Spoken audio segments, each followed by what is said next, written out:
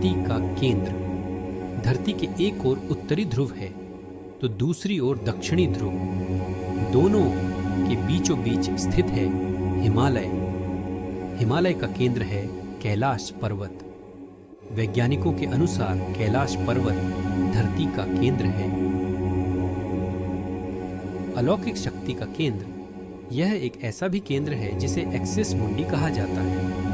Axis मुंडी अर्थात दुनिया की नाभि या आकाशीय ध्रुव और भौगोलिक ध्रुव का केंद्र। रशिया के वैज्ञानिकों के अनुसार एक्सिस मुंडी वह स्थान है जहां अलौकिक शक्ति का प्रवाह होता है और आप उन शक्तियों के साथ संपर्क कर सकते हैं। पिरामिड नुमा क्यों है यह पर्वत? कैलाश पर्वत एक विशालकाय पिरामिड है जो 100 छोटे पिरामिडों का केंद्र है। कैलाश पर्वत की संरचना कंपास के 4 बिंदुओं के समान है और एकांत स्थान पर स्थित है। इसके आसपास कोई भी बड़ा पर्वत नहीं है। शिखर पर कोई नहीं चढ़ सकता। कैलाश पर्वत पर चढ़ना निषिद्ध है, परंतु 11वीं सदी में एक तिब्बती बौद्ध योगी मिलारेपा ने इस पर चढ़ाई की थी। 2 रहस्यमयी सरोवरों का रहस्य। यहाँ 2 सरोवर मुख्य हैं। पहला मानसरोवर जो दुनिया की शुद्ध पानी की उच्चतम झीलों में से एक है और जिसका आकार सूर्य के समान है। दूसरा राक्षस नामक झील जो दुनिया की खारे पानी की उच्चतम झीलों में से एक है और जिसका आकार चंद्र के समान है। ये दोनों झीलें सौर और चंद्र बल को प्रदर्शित करती हैं, जिसका संबंध सकारात्मक और नकारात्मक ऊर्जा से है। जब दक्षिण से देखते हैं तो यह एक स्वास्तिक चिन्ह के रूप में दिखता है। यहीं से क्यों सभी नदियों का उद्गम इस पर्वत की कैलाश पर्वत की 4 दिशाओं से 4 नदियों का उद्गम हुआ है। ब्रह्मपुत्र, सिंधु, सतलज व कर्णाली।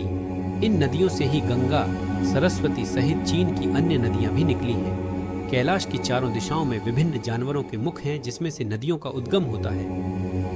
पूर्व में अश्वमुख है, पश्चिम में हाथी का मुख है, उत्तर में सिंह का मुख है, दक्षिण में मोर का मुख है। कस्तूरी मृग का रहस्य। दुनिया का सबसे दुर्लभ मृग है कस्तूरी मृग। यह हिरण उत्तर पाकिस्तान, उत्तर भारत, चीन, तिब्बत, साइबेरिया, मंगोलिया में ही पाया जाता है। इस मृग की कस्तूरी बहुत ही सुगंधित और औषधीय गुणों से युक्त होती है। कस्तूरी मृग की कस्तूरी दुनिया में सबसे महंगे पशु उत्पादों में से एक है। डमरू और ओम की आवाज। यदि आप कैलाश पर्वत या मानसरोवर झील के क्षेत्र में जाएंगे तो आपको निरंतर एक आवाज सुनाई देगी, जैसे कि कहीं आसपास में एरोप्लेन उड़ रहा हो। लेकिन ध्यान से सुनने पर यह आवाज डमरू या ओम की ध्वनि जैसी होती है। वैज्ञानिक कहते हैं कि हो सकता है कि प्रकाश और ध्वनि के बीच इस तरह का समागम होता है कि यहाँ से ओम की आवाजें सुनाई देती हैं।